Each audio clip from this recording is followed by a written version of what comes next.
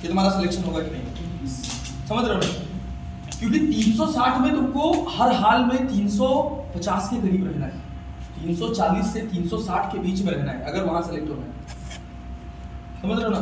ये नहीं कि यहाँ 300 नंबर आ रहा है तो खुश हो रहा है, उसको एकदम ऊपर चढ़ा के रखो, क्योंकि एनसीईआरटी के बाहर से कुछ नहीं आता। इतना टेस्ट दे लोगे, एनसीईआरटी बेस्ड टेस्ट इतना ज्यादा दे लो कि उसकी एक एक लाइन क्वेश्चन के फॉर्म में कन्वर्ट हो जाए, सब हो जाए, उसके बाद कुछ नहीं बचेगा। और फिजिक्स हम बता रहे हैं, तुम टेंशन ही मत लो, अप्रैल तक जाते जाते पूरी फिजिक्स कम से कम 4 से 5 बार तुम्हारी आंखों के सामने से हम यहीं खड़े होकर निकलवा देंगे, 4 से 5 बार, कुछ नया नहीं लगेगा, बस मेहनत ईमानदार है, उसमें कोई कमी नहीं है।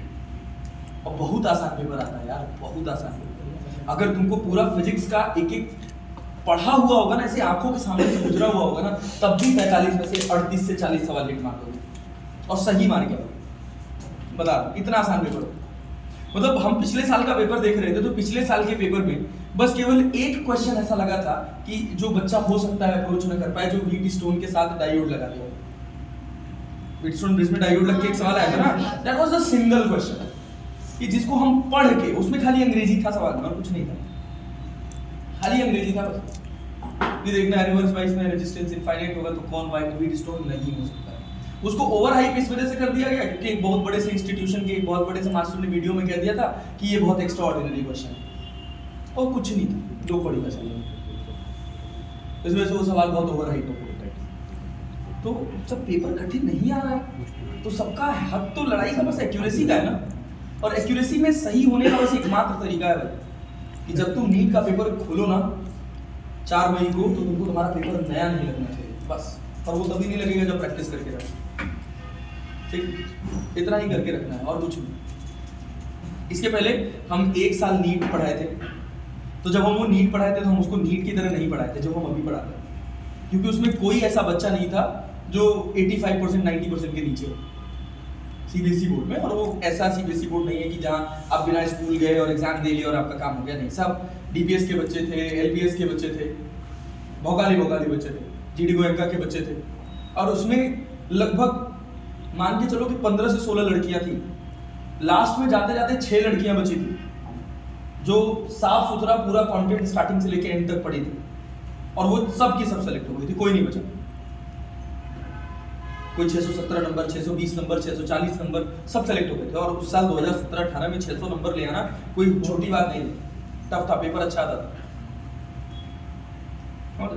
तो बस अच्छे से पढ़ो, मतलब 3 फ्रेंड्स थे, तीनों एक ही साथ लेडी हार्टेड में एक साथ सेलेक्ट हुए थे, 3 फ्रेंड्स, तीनों लड़कियां थी, मास सेटल, खत्म। तो ऐसा है, वही अच्छी होनी चाहिए, लग के मेहनत करो। एक लड़का था वैभव, वो खत्म था एकदम से, 10th क्लास में उसके फादर की डेथ हो गई जब वो 10वीं क्लास में, मैथ्स में 100 में 100 पाया था और साइंस में 99 नंबर पाया था सीबीएसई में, बहुत बढ़िया, बहुत ब्रिलियंट लड़का था।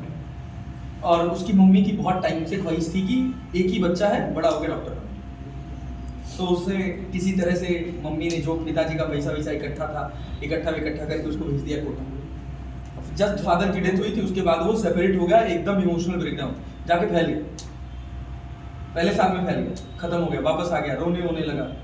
तो हम क्या करते थे, उसको बस ऐसे आता था, बिठाते थे, कोई भी घूमते फिरते जा रहा है, 15 मिनट में उसका कंटेंट एक्सप्लेन कर रहा है, अंग्रेजी अच्छी थी, बायो समझ आती थी उसको, पढ़ लेता था बढ़िया से। एक टीचर था साथ में, उसके लग गया। मैं बता रहा हूँ, टीचर कोई एक्स्ट्रा ऑर्डिनरी नहीं होता है, बच्चा एक्स्ट्रा ऑर्डिनरी होता है, खत्म बच्चा था एकदम से। लेकिन बस वही है कि वो एक बार अच्छी जगह पढ़ चुका है, अच्छा कंटेंट पे कॉन्फिडेंस है उसको कि मैं कर लूंगा, और उसी कॉन्फिडेंस के चक्कर में 611 नंबर ले। कब? 12वीं क्लास के साथ, ये नहीं कि 12वीं क्लास छोड़ के ड्रॉप लिया है और फिर उसके बाद तैयारी कर रहा है, नहीं, 12वीं क्लास में भी 86% लेके आया और 12वीं क्लास के साथ नंबर भी लेके आया, इसमें नीट में सिलेक्शन भी किया 2018 के बाद। बस कुछ नहीं, खाली मेहनती था।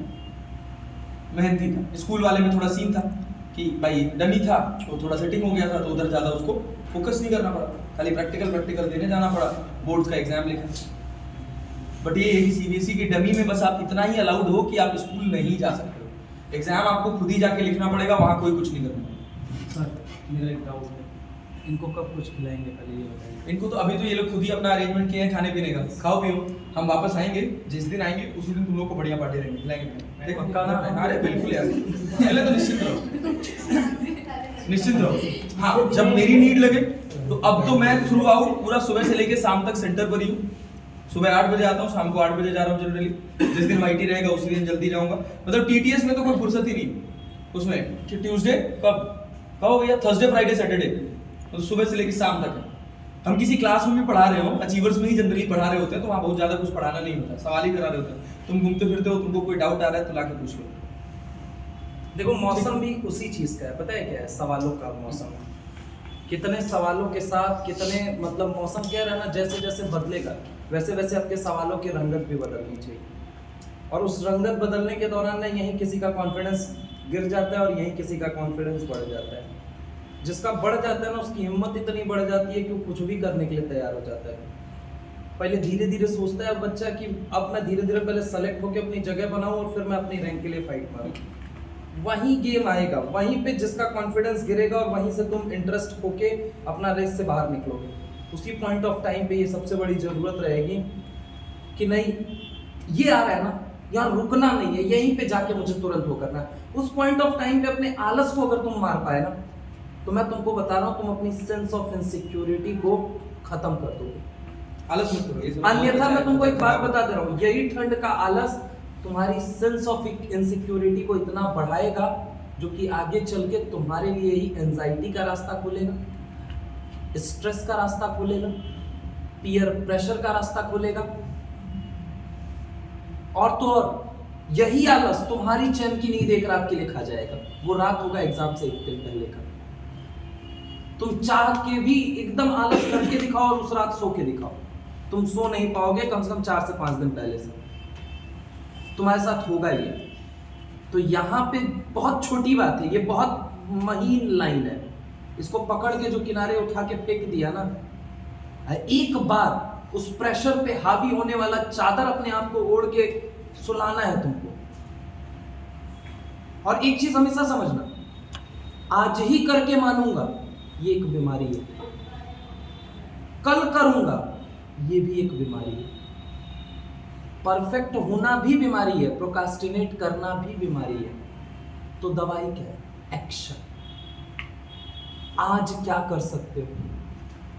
और कोई भी चीज जब तुमको छोड़ने का मन करे ना, क्योंकि अब ये मौसम ही ऐसी आ रही है, ये सारी बातें तुम कनेक्ट कर पाओगे।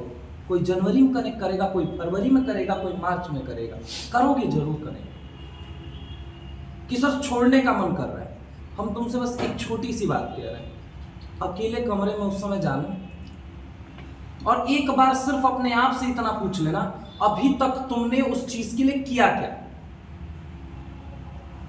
पहले बोलना ये बात, अब फिर उसके बाद छोड़ देना और उसके बाद सोचना पहले मत सोचना, पहले बोलना ये बात तुमने किया क्या, और उसके बाद से तुम एक काम करना, सोचना फिर चालू करना, तुमको जवाब तुम्हारा मन ही दे देगा।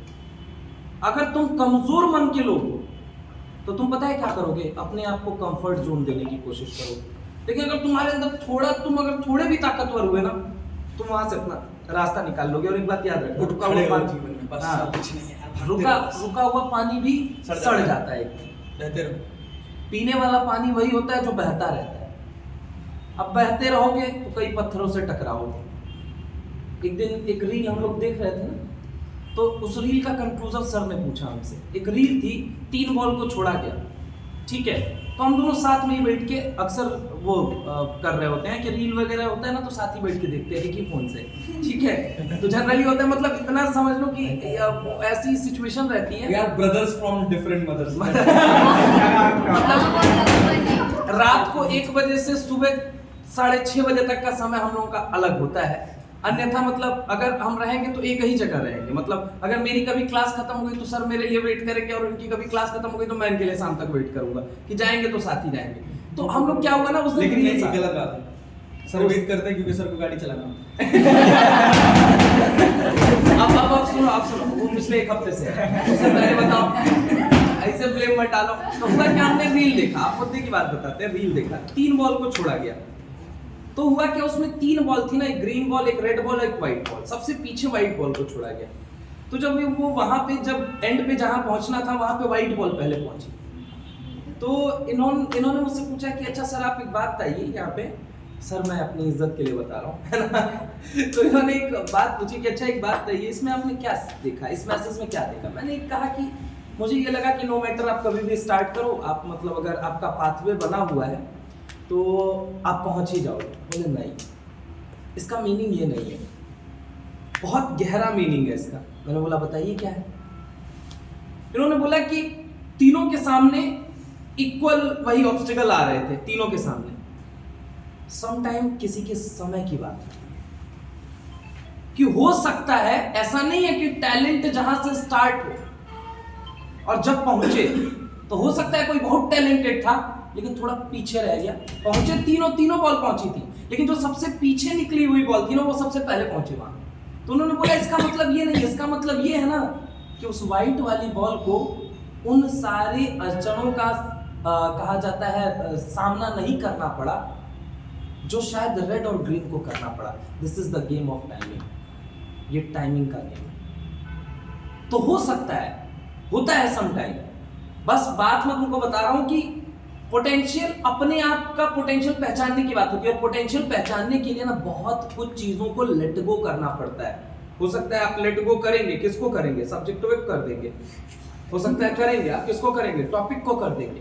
वो नहीं करना। हो सकता है आप करेंगे, एग्जाम को कर देंगे। आप कोई होगा ना उस टाइम पे जो अपनी इनसिक्योरिटी को लेट गो करेगा, क्योंकि तुम्हारा एक टॉपिक कमजोर रहेगा ना, एंड पे तुमको वही सबसे ज्यादा डराएगा। इसी को कहा जाता है सेंस ऑफ इनसिक्योरिटी, सोचो कि इसी की वजह से मेरा सिलेक्शन ना रुक जाए। वो जो 3 बॉल्स थी ना, ऐसे जैसे ना एक रील आती है, ऑब्स्टिकल्स होते हैं, मोटिवेशनल इम्पैक्ट दिखाते हैं। एक वाइट बॉल है, एक रेड बॉल है, एक ग्रीन बॉल है, तीनों को एक ही जगह से छोड़ा गया, एक ही रास्ता, एक ही स्टेप। इसका मतलब समझ रहे हो, तीनों का कैपेबिलिटी आइडेंटिकल है, बस फर्क क्या है, समय का। सबसे पीछे किसने शुरू किया, सफेद वाले ने, सबसे आगे पहुंचा। इसका मतलब ये थोड़ी है कि सफेद वाला ज्यादा टैलेंटेड था या सफेद वाला पीछे से शुरू करके आगे पहुंच गया। सबका शेप तो सेम ही था। बात समझ रहे हो ना, सबको एक ही रास्ता तय करके जाना था। उस रास्ते में ऐसे रैंडम ऑब्स्टिकल्स पड़े हुए थे।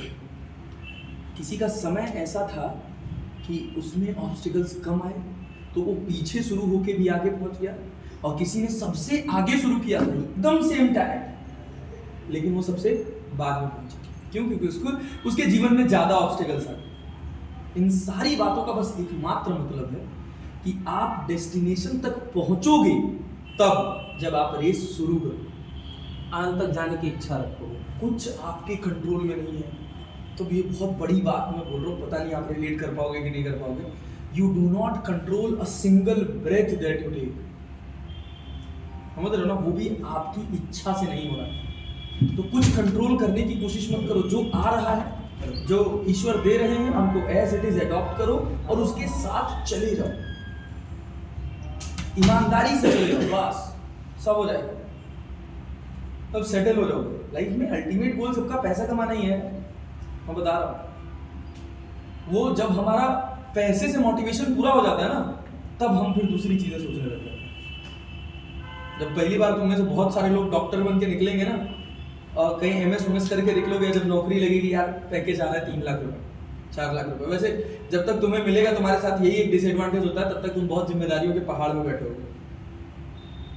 होता है, हमारे प्रोफाइल में ऐसा नहीं होता, इंजीनियरिंग बैकग्राउंड में ऐसा नहीं होता। 22 साल 23 साल के लौंडे को 2 लाख रुपया मिल रहा है महीने को, सोचेगा हम खर्चा कहाँ करें। भाई लिटरली बता दो, बच्चे को रुका हुआ है, उसको निकलना है साथ। हाँ? ठीक है, बस 2 मिनट बस। आपके भी घर से फोन आ रहा है, जल्दी चलो, बेलन लेके भाभी। वाला बेलन।